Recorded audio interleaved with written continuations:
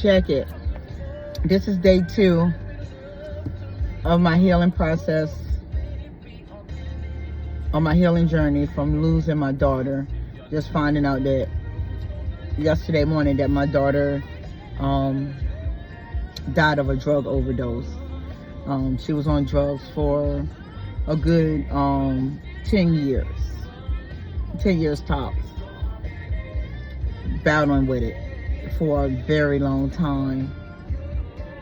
And, you know, as a mother that I was to her, trying to get her help, you know, just risking it all, just trying to save your child. This is what we do. Mothers that love. We risk everything, all of it, to try to change our children or save our kids, you know.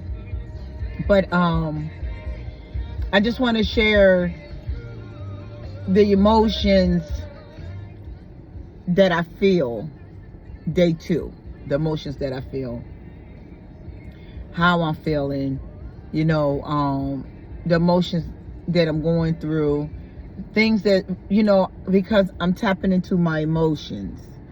And being as though I went through so much narcissistic abuse in my life, I had to put my emotions on ice and move cold-hearted the way they move. And not cold-hearted. I show empathy a lot, but I couldn't show them but so much. So it's like when you deal with narcissistic people, it's like you got to switch on and switch off your emotions. You got to adapt to their territory, meaning you got to adapt to the things they desire to do. That means you got to adapt to cheating, you got to adapt to gossiping, you got to adapt to lack of empathy, you got to adapt to lack of compassion, you got to adapt to all the heartless emotions that they carry. And when you carry that amount of heartless emotions, you're toxic. You don't need a medical doctor to tell you that you are toxic spiritually. Spiritually, you can tell your medical doctor what you want them to know. If they don't run the test on what they desire, you know, your body gonna just have to shut completely down for them to really find out the true disease. And y'all, my eyes is glossy. I've been doing a lot of crying, so I'm looking at my eyes right now like, whoa. But the only time they can get to the real root of the problem, if a disease or a sickness hits you, and I'm just demonstrating something, if a sickness or something hits you all of a sudden, then they can determine what is the true problem. But a lot of times you can hide and lie from the doctors. They don't really know what to aim at unless you tell them. And if they do know where to aim at, is because you got symptoms of something. So when you know that you got symptoms of emotions, you got symptoms of other people's feelings, you got symptoms, and what I mean by symptoms, you don't have a care in the world about these people. You got a symptom of a trauma that's leaking. I mean, you have a trauma that's leaking symptoms of abuse, of grandiose, of a superior, of lack of empathy, a lack of compassion. You want everybody to pour into you. You ain't got to pour back into nobody. You want everybody to praise you. You don't praise nobody. All you do is give off negative vibes. That's let you know you're toxic. When you love to do these things and when you love to feel this way, you are toxic. And rocket science don't need to know that. I mean, a rocket science don't even need to do research on that. It's already shown. Yes, it's good to get therapy. There's nothing wrong talking to a therapist. We all need a therapist. But King Jesus is it. He's going to heal you. And y'all are going through my journey right now as me losing a child. I done been through all the narcissistic stuff. I done been through the gaslighting. I done been through the solid treatment.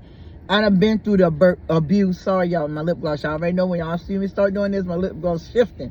But I done been through all the abuse. I done been through all the rejection, all the abandonment, all the gaslighting, all the gossiping, all the smear campaign. I done been through it. And one challenge I have not been through is losing a child. I'm going through it right now. I just got the phone call that my daughter died of a drug overdose on Sunday. So I'm showing y'all the process of healing. Now, I'm not going to put the phone in my face every time I cry. We ain't finna do that. But I'm just showing you that it can be peace within. I still going to move forward. I don't know what's going to be forward, but I just know I still got to keep moving. I know it's going to be things that I need to get right, you know, because I just haven't been working or whatever. That's fine. I know all that's going to come to play because the Heavenly Father going to make ways. But I don't care.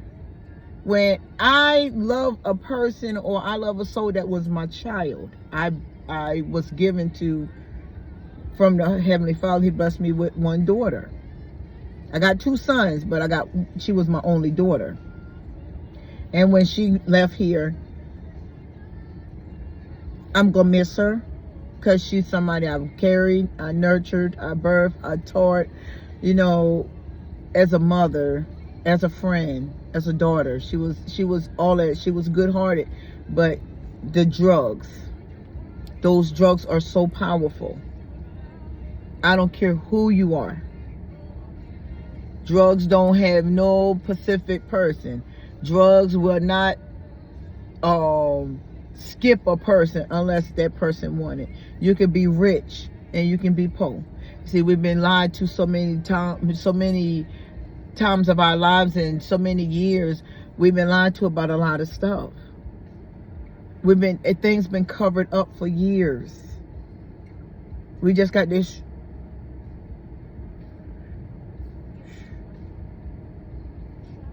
We ain't talking about that. That's not what we're talking about. Yes, we are. And it's hard when it's your child that to die over a dysfunctional bloodline that haven't been talked about with our families. We had to keep secrets because we were forced to keep secrets from our ancestors. But guess what? We waking it all up because it hurts. It hurts. You can change. There's no such thing as a narcissistic person can't change. They can change. They gotta want to change. They gotta want to respect.